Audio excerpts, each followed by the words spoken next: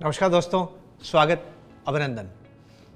दोस्तों, मैं आपके साथ अपना कुछ व्यक्तिगत अनुभव बांटना चाहता हूँ। एक तो बहुत ही दुखद है, नहीं बांटना चाहिए, लेकिन मुझे लगता है कि जो मैं आपको बात कहना चाहता हूँ उसको समझने के लिए बहुत ज़रूरी है। दो बातें मैंने अपने जीवन में सीखी हैं। पहला ये कि इंसान की क्षमता होती है याद रखने की, बहुत ज़्यादा वो याद नहीं रख सकता है। और दूसरा, इंसान परेशान होता है वर्तमान परिस्थिति से, इस वक्त उसके सामने क्या चुनौती है, और वो दीर्घकाल की तरफ ध्यान नहीं रख पाता है, लॉन्ग टर्म की तरफ ध्यान नहीं रख पाता है।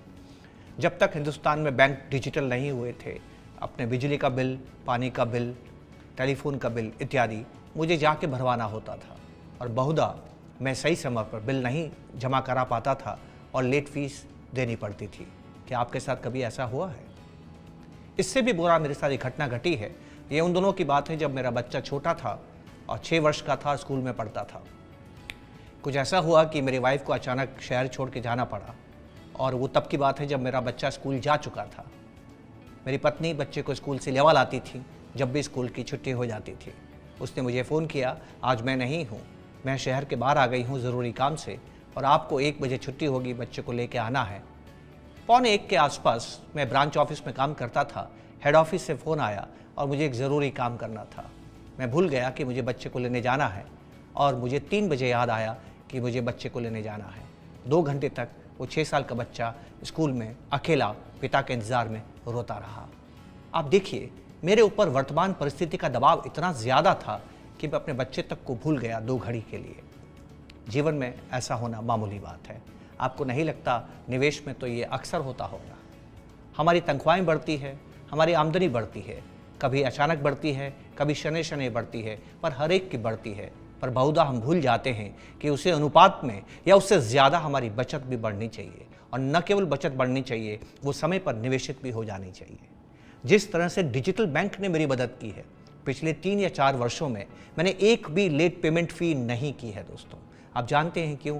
क्योंकि मेरा बिल स्वतः ही पेमेंट हो जाता है, और उसको ऑटोमेशन कहते हैं। इंसान के आलस्य का, इंसान के भूलने की प्रवृत्ति का एकमात्र रास्ता है, वो है ऑटोमेशन। और मैं आपसे गुजारिश करूंगा एक बात काम करने के लिए, आप जो भी SIPs करते हैं, जब भी SIPs करते हैं, यकीन मानिए आपको इस बात का इल्म है कि आपकी तनख्वाहें, आपकी आमदनी में इजाफा कब कब होता रहेगा। आप अपनी उस SIP में एक ऑटोमेटेड टॉप अप कर लें कि भविष्य में इस अवधि के अंतराल मेरी जो SIP है इस % से बढ़ जानी चाहिए। अगर आपने ये काम कर लिया तो आप ज़बरदस्त कामयाबी को प्राप्त करेंगे। और दोस्तों, मेरी उम्र हो चली है, मेरे अनुभव से आप सीख सकते हैं, और अनुभव का मतलब क्या होता है? गलतियाँ। तो मेरी गलतियों से आप सीख सकते हैं। तो एक गलती मैं आपके साथ बांटना चाहता हूँ।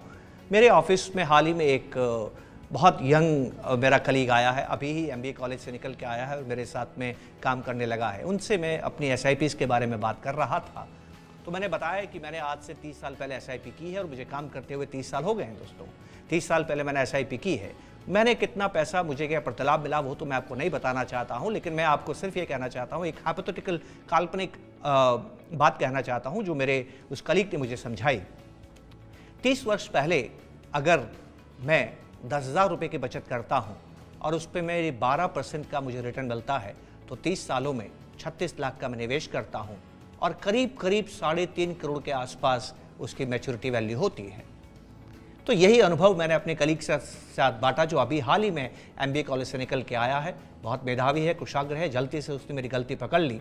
उसने कहा कि साहब, आपने गलती कर दी, आपको करना ये चाहिए था कि 30 साल पहले जब आपने SIP की, काश आप 10% का ऑटोमेशन कर देते।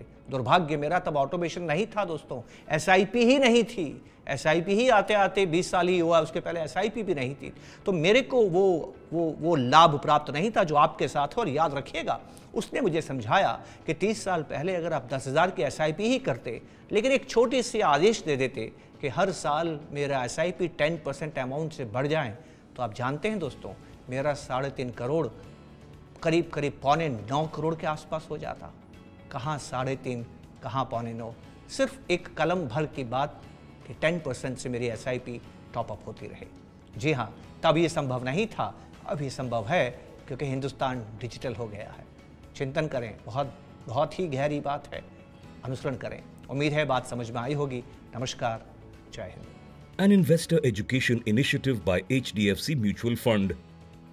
ऐसे और वीडियोस देखने के लिए हमारा चैनल अभी सब्सक्राइब करें।